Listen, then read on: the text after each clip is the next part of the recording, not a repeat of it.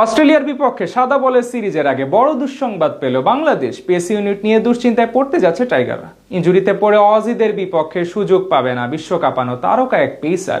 সেই সাথে অনিশ্চয়তা রয়েছে আরও এক গতি তারকাকে নিয়ে।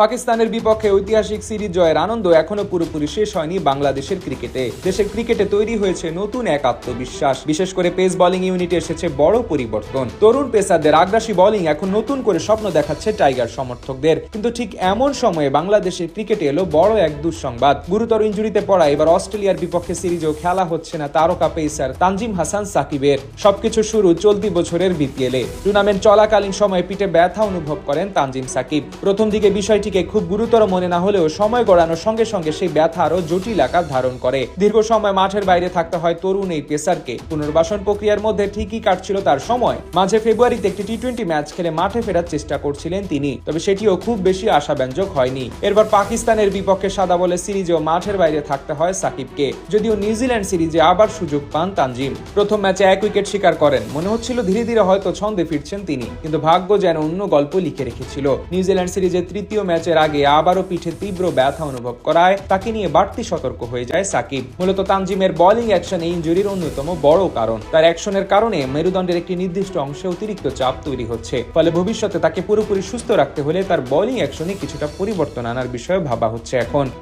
তবে সবকিছু যেদিকে এগোচ্ছে তাতে চলতি বছর আন্তর্জাতিক ক্রিকেটে তার ফেরা নিয়েও দেখা দিয়েছে শঙ্কা।